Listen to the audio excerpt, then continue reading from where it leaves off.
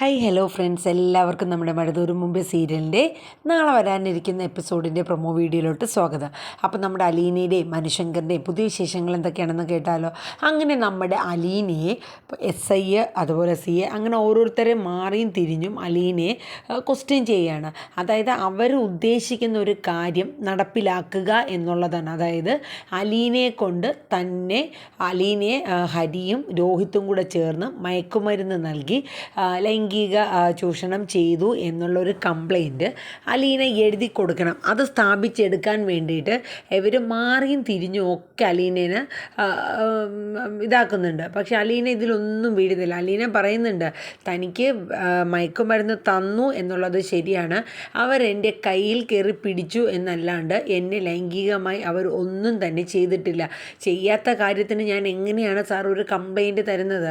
അതുകൊണ്ട് സാർ എന്തൊക്കെ പറഞ്ഞിരുന്നാലും ഇനി ഇതിൻ്റെ പേരിൽ എന്നെ ജയിലിൽ അടച്ചിരുന്നാലും ഞാൻ എന്തായാലും ഈ കംപ്ലൈൻറ്റ് തരില്ല എന്ന് പറയുന്നുണ്ട്.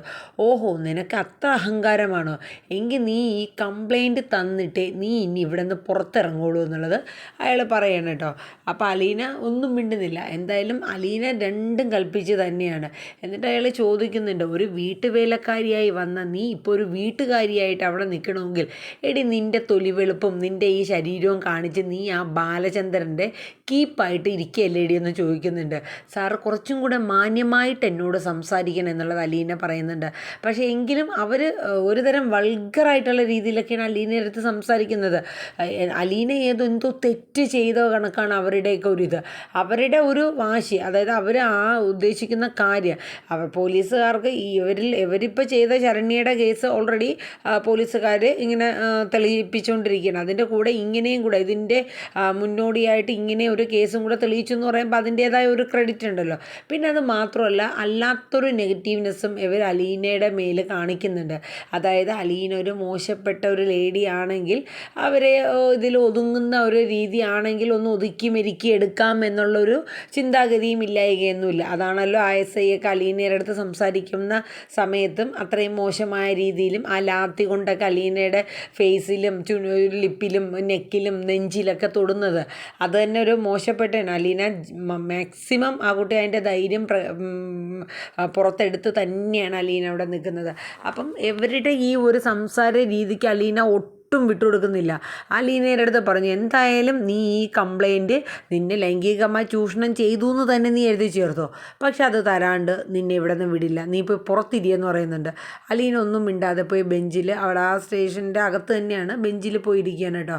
അപ്പോൾ അലീന വന്നിരിക്കുന്നത് നമ്മുടെ ഹരിക്കും രോഹിത്തിനും അവർ സെല്ലിനകത്ത് കിടന്നുകൊണ്ട് കാണാൻ പറ്റുന്നുണ്ട് കേട്ടോ. അപ്പോൾ ആ സമയത്ത് അലീന ഒന്ന് തിരിഞ്ഞ് സെല്ലിലോട്ട് നോക്കുകയാണ്. അപ്പോൾ ആ രോഹിത്തിൻ്റെ ആ തറയിലിരിക്കുന്ന ആ ഇരിപ്പ് കണ്ടിട്ട് അലീനയുടെ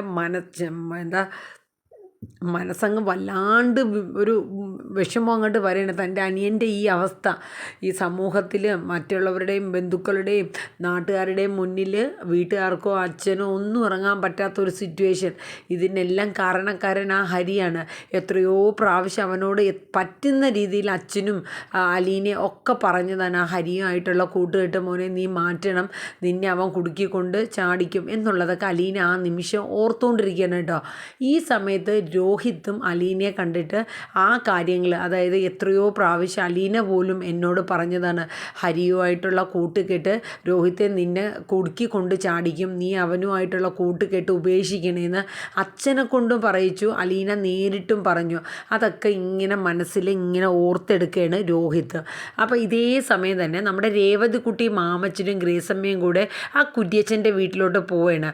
അങ്ങനെ അവർ ഫോൺ ചെയ്ത് കാര്യങ്ങൾ പറഞ്ഞെങ്കിലും നേരിട്ട് അത്രയും ഇമ്പോർട്ടൻ്റ് ആയിട്ടുള്ള അത്രയും എമർജൻസി ആയിട്ടുള്ള ഒരു കാര്യം ആയതുകൊണ്ട് അവർ നേരിട്ട് വന്ന് കുര്യച്ചൻ്റെ അടുത്ത കാര്യങ്ങൾ പറയണം. കുര്യച്ചൻ്റെ മകൻ്റെ വൈഫിൻ്റെ അച്ഛനാണ് ഈ DYSP എന്ന് പറയുന്നത്.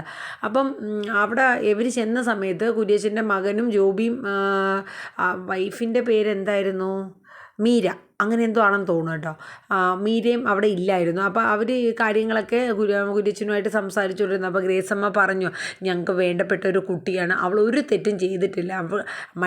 അവരുടെ കേസ് ബലാത്സംഗം ചെയ്തവരെ ഒന്നും ചെയ്യാൻ ഒരു ഹെൽപ്പിനല്ല ഞങ്ങൾ വന്നത്, ആ പെൺകുട്ടിയെ ഒന്ന് ഇറക്കണം, അവളൊരു അനാഥയായിട്ടുള്ള പെൺകുട്ടിയാണ്, അവൾക്ക് ആരുമില്ല സഹായിക്കാനായിട്ട് എന്നൊക്കെ പറഞ്ഞ് അവർ ഇങ്ങനെ കാര്യങ്ങളൊക്കെ പറയുകയാണ്.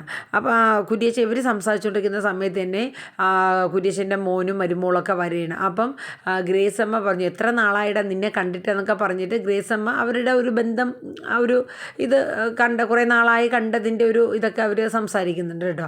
അത് കഴിഞ്ഞ് ഗ്രേസമ്മ ആ മീരയോട് കാര്യങ്ങളെല്ലാം പറയുന്ന, മോളെ ഞങ്ങൾ ഇത്രയും ദൂരം യാത്ര ചെയ്ത് വന്നത് വേറൊന്നുമല്ല, ആ പെൺകുട്ടി കാര്യങ്ങളെല്ലാം പറഞ്ഞു, ഇങ്ങനൊരു ബലാത്സംഗ കേസ് ഉണ്ടായി, പക്ഷേ ആ പെൺകുട്ടി ഒരു തെറ്റും ചെയ്തില്ല, പക്ഷേ അവളെ രാവിലെ കൊണ്ടുപോയിട്ട് ഇതുവരെ സ്റ്റേഷനിൽ നിന്ന് വിട്ടിട്ടില്ല, എന്തോ ഒരു ട്രാപ്പ് പോലെ തോന്നുന്നുണ്ട്, അവളെയും കൂടെ അതിൽ പ്രതിയാക്കണം എന്നൊക്കെ പോലീസുകാരുടെ ഇടയിൽ സംസാരം ഉണ്ടെന്നൊക്കെ പറയുന്നുണ്ട്. അപ്പം ആ മീര ഇതൊക്കെ കേട്ടിട്ട് പറഞ്ഞു, ഞാൻ ഇങ്ങനെയുള്ള കേസൊന്നും അച്ഛനോട് പറയാറില്ല ആൻറ്റി, അപ്പോൾ അച്ഛൻ അത് അക്സെപ്റ്റ് ചെയ്യുമോ എന്നുള്ളത് എനിക്കറിയില്ല, മോൾ എങ്ങനെയെങ്കിലും ഒന്ന് സാറിൻ്റെ അടുത്ത് പറയണം, ഒന്ന് സംസാരിക്കാമോ, ഞങ്ങൾ ഇത്രയും ദൂരം യാത്ര ചെയ്ത് വന്നതും അതുകൊണ്ടാണെന്നൊക്കെ പറയുന്നുണ്ട്. അപ്പോൾ കുര്യച്ചനും പറയുന്നുണ്ട്, മോളെ നമുക്ക് വേണ്ടപ്പെട്ടവരല്ല, അവരൊരു ആവശ്യമായിട്ട് ഇത്രയും ദൂരം വന്നിട്ട് ഒഴിവ് ഇത് പറയാൻ പറ്റില്ല. അപ്പം മീര പറയുന്നുണ്ട്, അച്ഛൻ ഞാൻ നോക്കട്ടെ, അച്ഛനെ ഒന്ന് വിളിച്ച് നോക്കട്ടെ എന്ന് പറഞ്ഞിട്ട് ഫോണും കൊണ്ട് നേരെ മേളിൽ പോവാണ്. അങ്ങനെ DYSP ആയ മീരയുടെ അച്ഛൻ്റെ അടുത്ത് മീര കാര്യങ്ങളൊക്കെ ഇങ്ങനെ പറയണം, അച്ഛൻ ഇന്നതുപോലെയാണ്. അപ്പോൾ അയാൾക്ക് ആ കേസും കാര്യങ്ങളൊക്കെ പോലീസുകാരല്ലേ, അവർക്കറിയാമല്ലോ, ഓൾറെഡി അവരെ പരിധി വരുന്ന ലൊക്കേഷൻ തന്നെയാണല്ലോ. അപ്പം ഈ അലീന എന്ന് പറയുന്ന പെൺകുട്ടിക്ക് വേണ്ടിയിട്ട് എന്തെങ്കിലും ചെയ്യാൻ പറ്റുമോ എന്ന് ചോദിച്ചിട്ടാണ് ഇപ്പോൾ ഗ്രേസ് ആൻറ്റിയൊക്കെ വന്നിരിക്കുന്നത് വെച്ചാൽ. അപ്പോൾ നമ്മളടുത്ത് ഇത്രയും ദൂരം യാത്ര ചെയ്ത് വന്നിട്ട് എങ്ങനെ പറ്റില്ല എന്ന് പറയുന്നത്. അപ്പോൾ അച്ഛനൊന്ന് നോക്കാവോ എന്ന് പറയുന്നുണ്ട്. എനിക്ക് ഉറപ്പൊന്നും പറയാൻ പറ്റില്ല, ഞാൻ എന്തായാലും നോക്കട്ടെ, ഞാനൊന്ന് അന്വേഷിക്കട്ടെ, എന്താണ് സംഭവം എന്നുള്ളതൊക്കെ അന്വേഷിക്കട്ടെ, എന്നിട്ട് ഞാൻ വേണ്ടുന്നത് ചെയ്യാം എന്ന് പറഞ്ഞേക്കാൻ പറഞ്ഞു. അങ്ങനെ മീര ഫോൺ വെച്ചിട്ട് താഴെ വന്നിട്ട് ഗ്രേസ് ആൻറ്റിയുടെ അടുത്തും അങ്കിളിൻ്റെ അടുത്തൊക്കെ കാര്യം പറയണേ. അച്ഛൻ്റെ അടുത്ത് ഞാൻ കാര്യങ്ങളൊക്കെ പറഞ്ഞിട്ടുണ്ട്, അച്ഛൻ ഉറപ്പൊന്നും പറയുന്നില്ല, പക്ഷേ എങ്കിലും അച്ഛനൊന്ന് അന്വേഷിക്കട്ടെ എന്ന് പറഞ്ഞു, എന്താണ് അവിടെ സംഭവിക്കുന്നതെന്നും അലീന എന്തിനാണ് അവിടെ അങ്ങനെ ഹോൾഡ് ചെയ്തേക്കുന്നതെന്നുള്ള കാര്യങ്ങളൊക്കെ ഒന്ന് തിരക്കട്ടെ എന്ന് പറഞ്ഞു. അപ്പോൾ അത് കേട്ടപ്പോൾ തന്നെ ഗ്രേസമ്മയ്ക്കും മാമച്ചനൊക്കെ ഒരുപാട് സന്തോഷമായി. പക്ഷേ അപ്പോഴും രേവതി കുട്ടിയുടെ മൈൻഡ് അത്ര ഓക്കെ അല്ല, ഉറപ്പൊന്നുമില്ല എന്നല്ലേ പറഞ്ഞത്. എന്നിട്ട് അവരവിടെ നിന്ന് യാത്രയൊക്കെ പറഞ്ഞ് തിരിച്ചിറങ്ങുകയാണ്.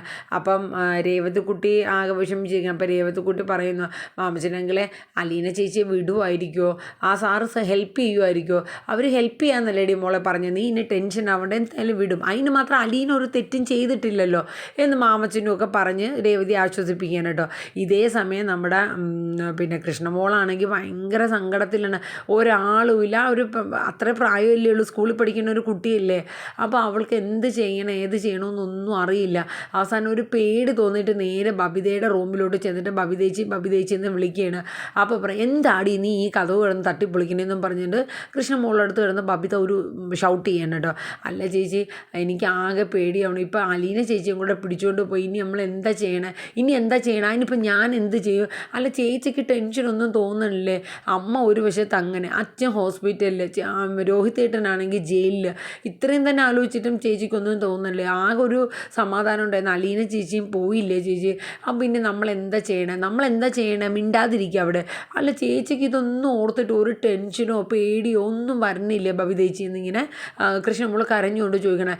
എനിക്കിപ്പോൾ എന്തെങ്കിലും ചെയ്യാൻ പറ്റുമോ, ഞാനാണോ ഇതൊക്കെ ചെയ്തത് എന്ന് പറഞ്ഞിട്ട് കഥവ് അങ്ങോട്ട് ഒരൊറ്റ കുട്ടി അടക്കില്ല കേട്ടോ, പാവോട്ടോ. അത് അപ്പം തന്നെ വിഷമിച്ച് ഒരു മൂലയ്ക്ക് പോയിരുന്ന് ഏങ്ങി കരയുന്ന സീനാണ് കേട്ടോ. എന്നിട്ട് അവസാനം പിന്നെ ഗോവർദ്ധനെ വിളിക്കുകയാണ് കേട്ടോ. അപ്പോൾ ഗോവർദ്ധനെ വിളിച്ചപ്പോഴത്തേക്ക് ഗോവർദ്ധനം പറഞ്ഞു കാര്യങ്ങൾ, മോള് ടെൻഷനൊന്നും അടിക്കണ്ട, നമുക്ക് എന്താണെന്ന് വെച്ചാൽ ചെയ്യാം എന്നുള്ളതൊക്കെ പറഞ്ഞു. അപ്പോൾ ഗോവർദ്ധനൻ സ്റ്റേഷനിൽ ചെന്നിട്ട് ഗോവർദ്ധൻ അത്ര വലിയ നല്ല രീതിയിലുള്ള ഒരു ഇതൊന്നുമല്ല കിട്ടിയത്. അപ്പം ആ കോൺസ്റ്റബിൾ വിളിച്ചത് പ്രകാരം ഗോവർദ്ധനം മനസ്സിലാക്കിയത് ഒരു വക്കീലുമായിട്ട് പോകുന്നതായിരിക്കും കുറച്ചും കൂടെ നല്ലത് എന്നുള്ള രീതിയിൽ മനസ്സിലാക്കി അതിൻ്റെ ശ്രമങ്ങളൊക്കെ നടത്തുകയാണ്. അതിൻ്റെ ഇടയിൽ കൃഷ്ണമോൾ നമ്മുടെ രേവതിയെ വിളിക്കേണ്ടത്. എന്നിട്ട് എന്തായി രേവതി ചേച്ചി, നിങ്ങൾ എന്തെങ്കിലും അന്വേഷിക്കുമോ അല്ലെങ്കിൽ എന്തെങ്കിലും ചെയ്തോ എന്നൊക്കെ കൃഷ്ണമോൾ ചോദിക്കുന്നുണ്ട്. കൃഷ്ണമോളെ ഞങ്ങൾ ഇന്നതുപോലെ പോയി DYSP സാറിനെ പോയി കണ്ടിട്ട് ഇപ്പം വരുന്നതാണ്. അപ്പോൾ സാറ് അന്വേഷിച്ചിട്ട് വേണ്ടുന്ന എന്താണെന്ന് വെച്ചാൽ ചെയ്യാമെന്ന് പറഞ്ഞിട്ടുണ്ട്. മോള് ടെൻഷനൊന്നും അടിക്കണ്ട. അപ്പോൾ കരയാണ് കേട്ടോ കൃഷ്ണമോള്. മോൾക്ക് പേടിയാവുന്നുണ്ടോ, ഞങ്ങൾ അങ്ങോട്ട് വരണോ എന്നൊക്കെ ചോദിക്കുമ്പോൾ വേണ്ട ചേച്ചി, അലീന ചേച്ചി വരുമായിരിക്കുമല്ലോ എന്ന് ചോദിക്കുന്നുണ്ട്. അപ്പോൾ രാത്രിയായി എന്നിട്ടും അലീന എത്തിയിട്ടില്ല. അപ്പോൾ കൃഷ്ണമോൾക്കൊക്കെ കുഞ്ഞു കുട്ടിയല്ല, മീൻസ് അതിനുള്ളൊരു പ്രായോ പക്വത ഉണ്ടോ അതിന്. അപ്പോൾ അത് ആകെ ഒറ്റയ്ക്കൊരു വീട്ടിൽ ഒറ്റയ്ക്ക് ഇത്രയും കാര്യങ്ങൾ ഓർക്കുമ്പോൾ നമ്മളെ പോലെയുള്ളവർക്ക് പോലും ഒന്ന് ഹാൻഡിൽ ചെയ്യാൻ പറ്റില്ല. അപ്പോൾ ആ കുട്ടിയുടെ അവസ്ഥ ഒന്ന് ആലോചിച്ച് നോക്കുക. ആ ഒരു ചേച്ചി ഉള്ളതാണെങ്കിൽ കാമുകനെയും വിളിച്ച് സൊള്ളിക്കൊണ്ട് അവളുടെ ഏതായ ഒരു സ്വപ്ന ലോകത്ത് സഞ്ചരിച്ച് നടക്കുന്നു. അത് എന്താണ് ഏതാണെന്ന് പോലും അത് വീട്ടിൽ സ്വന്തം അച്ഛനും അമ്മയ്ക്ക് പോലും എന്ത് സംഭവിച്ചു എന്നുള്ളത് പോലും അവൾ അറിയണില്ല. അങ്ങനത്തെ ഒരു ലോകത്ത് ആ കുട്ടി നടക്കുന്നു. അപ്പോൾ ആ കൃഷ്ണമോൾക്ക് അത് സഹിക്കാൻ പറ്റില്ല. അപ്പോൾ രേവതി ചോദിക്കുന്നുണ്ട് ഞങ്ങൾ അങ്ങോട്ട് വരണം. അപ്പോൾ വേണ്ട ചേച്ചി എന്നൊക്കെ പറഞ്ഞിട്ട് അത് വെക്കുകയാണ്, ഫോൺ വെക്കുകയാണ്. അലീന ചേച്ചി വരുമെന്ന് ഉറപ്പുണ്ടല്ലോ, വരുമെന്നൊക്കെ പറയുന്നുണ്ട്. അപ്പോൾ ഇതിനിടയിൽ ഒരു ലേഡി കോൺസ്റ്റബിൾ അലീനയുടെ അടുത്ത് വരുന്നുണ്ട് കേട്ടോ. എന്നിട്ട് പറയുന്നുണ്ട്, അതെ നീ വാശി പിടിച്ചിട്ടൊന്നും ഒരു കാര്യമില്ല, ഇവിടെ നീ വിചാരിക്കുന്ന വാശിയൊന്നും നടക്കാൻ പോകില്ല, നീ ആ കംപ്ലയിൻറ്റ് അങ്ങ് എഴുതി കൊടുക്കുമെന്ന് പറയുമ്പോൾ അലീന പറയുന്നുണ്ട്, ഇല്ലാത്തൊരു കംപ്ലയിൻറ്റ് ഞാൻ എങ്ങനെയാണ് മേഡം എഴുതി കൊടുക്കുന്നത്, എന്തായാലും ഞാൻ എഴുതി കൊടുക്കില്ല. ഇനിയിപ്പോൾ ഇവിടെ കിടക്കേണ്ടി വന്നിരുന്നാലും ശരി, ഇല്ലാത്തയും എനിക്ക് എന്നെ ചെയ്യാത്തൊരു കാര്യം ഞാൻ എങ്ങനെ എഴുതി കൊടുക്കണമെന്നാണ് മേഡം പറയണത്. അപ്പോൾ നിൻ്റെ വാശിയും പിടിച്ചോട്ട് നീ ഇവിടെ ഇരിക്കുള്ളൂ എന്ന് പറഞ്ഞാൽ അവരൊന്ന് പേടിപ്പിക്കുകയാണ് അലീനെ. പക്ഷേ അലീനയുടെ ഉള്ളിൽ ഒരു ഭയവും ഭയപ്പാടൊക്കെ വരുന്നുണ്ട്. പക്ഷേ എങ്കിലും അലീന അതൊക്കെ മാറ്റി ഒരു ധൈര്യം സംഭരിക്കുകയാണ് കേട്ടോ. ഒരു അല്പനേരം മൈൻഡ് നോർമലാവുമ്പം രോഹിത്തിൻ്റെ മുഖത്തോട്ട് അതിൻ്റെ ഇടയിൽ കൂടെ നോക്കുകയാണ് കേട്ടോ. തളർന്ന് നീലിച്ച മുഖമായിട്ട് അവിടെ ഇങ്ങനെ ചടഞ്ഞു കൂടിയിരിക്കുന്ന ഒരു രോഹിത്തിനെയാണ്. സ്വന്തം അനുജനാണ്, സ്വന്തം ചോരയാണ്. ആ അനുജൻ്റെ ആ ഒരു അവസ്ഥ കണ്ടിട്ട് അവളെ ചങ്ക് പൊട്ടുന്ന ഒരു സിറ്റുവേഷനാണ് കേട്ടോ അലീനയ്ക്ക്. അപ്പോൾ ഏകദേശം നാളെ വരുന്ന സീനിൽ ഇതൊക്കെ തന്നെയാണ് വരുന്നത്. ഇനിയിപ്പോൾ അലീന എന്തായാലും ഒരു കുഴപ്പമില്ലാണ്ട് പുറത്തിറങ്ങുന്നുണ്ട്. പക്ഷേ ഈ SIക്കും CIക്കൊക്കെ നല്ല കൊട്ട് കൊടുത്തിട്ട് തന്നെയാണ് അലീന പോകുന്നത്. കാര്യം എന്ന് വെച്ചാൽ ആ DYSP ആരൊക്കെ വരുന്നുണ്ട്. വരുന്ന സമയത്ത് അലീന സ്റ്റേഷനിൽ നടന്ന ഈ ലാത്തി കുത്തൊക്കെ ഒന്ന് പറഞ്ഞു കൊടുക്കുന്നുണ്ട്, മോശമായ രീതിയിൽ സംസാരിച്ചേം അതൊക്കെ വരുന്നുണ്ട്. അപ്പോൾ എന്തായാലും നമുക്ക് നോക്കാം. അലീന ഇനി പുറത്തിറങ്ങിയിട്ട് വേണം രോഹിത്തിന് വേണ്ടിയിട്ട് എന്തെങ്കിലും കാര്യങ്ങളൊക്കെ അലീനയ്ക്ക് ചെയ്യേണ്ടതായിട്ടുള്ളത്. അപ്പം നമ്മുടെ അപ്കമിങ് എപ്പിസോഡൊക്കെ ഞാൻ ഇടുന്നുണ്ട് ഇടയ്ക്കിടയ്ക്ക്. അപ്പോൾ നിങ്ങൾ നമ്മുടെ ചാനൽ സബ്സ്ക്രൈബ് ചെയ്ത് വെച്ചിട്ടുണ്ടെങ്കിൽ നോട്ടിഫിക്കേഷനൊക്കെ കൃത്യമായിട്ട് എത്തും. അപ്പോൾ എല്ലാവരും നമ്മുടെ വീഡിയോസൊക്കെ ഒന്ന് കേൾക്കുക. അതിനോടൊപ്പം തന്നെ ഒരു ലൈക്ക് അടിക്കാൻ മറന്നു പോകണ്ട. ഒരു കുഞ്ഞ് ലൈക്കും കൂടെ അടിച്ചേക്കട്ടെ. ഒരു വഴിക്ക് പോകുന്നതല്ലേ. നിങ്ങളുടെ ഒരു സപ്പോർട്ട് ഇല്ലാണ്ട് മുത്തുമണീസേ നമുക്ക് മുന്നോട്ട് പോകാൻ പറ്റില്ല. ഒരടി പോലും മുന്നോട്ട് നീങ്ങില്ല. ഒരുപാട് പേര് ഇങ്ങനെ ഇതുപോലെ പ്രൊമോ വീഡിയോകളൊക്കെ ഇടുന്നുണ്ട്. അപ്പോൾ ഞാൻ ശ്രദ്ധിക്കാറുണ്ട് കേട്ടോ. നമുക്കങ്ങനെ കമൻസ് ഒന്നും ഒത്തിരി വരാറില്ല. ഇടയ്ക്ക് ചിലപ്പോൾ ലൈക്കൊക്കെ ഒത്തിരി വരാറുണ്ട്. അപ്പോൾ എല്ലാവരും ആദ്യം മുതൽക്ക് അവസാനം വരെ ഒന്ന് കേൾക്കുക. നമുക്ക് നല്ല ഇഷ്ടപ്പെടുന്ന ഒരു സ്റ്റോറി തന്നെയാണ് മഴതോരും മുമ്പേ. അതുപോലെ നമ്മുടെ മനസ്സിൽ വരുന്ന കാറ്റത്തെ കിളികൂടെ അടിപൊളി സീരിയൽ കേട്ടോ അതും. അപ്പോൾ 2 ചാനലിലും വരുന്ന സീരിയലൊക്കെ ഒന്ന് കേട്ട് ഒരു ഇച്ചിരി നേരമല്ലേ ഉള്ളൂ, 8, 9, 10 മിനിറ്റൊക്കെ അല്ലേ ഉള്ളൂ. അപ്പോൾ ഒന്ന് കേൾക്കുക. കേട്ട് നിങ്ങളുടെ അഭിപ്രായങ്ങളൊക്കെ കമൻറ്റ് ബോക്സിൽ രേഖപ്പെടുത്തുക. അപ്പോൾ വേറെ ഒന്നുമില്ല കേട്ടോ, ഇത്രയേ ഉള്ളൂ. ഒരുപാട് പറഞ്ഞ് ബോറാക്കണ്ടല്ലോ. അപ്പോൾ എല്ലാവർക്കും നല്ലൊരു ശുഭരാത്രി പറഞ്ഞുകൊണ്ട് മഴതോരും മുമ്പേ സീരിയലിൻ്റെ പ്രൊമോ വീഡിയോ ഇവിടെ വൈൻഡപ്പ് ചെയ്യുന്നു. Bye, tata, take care, good night.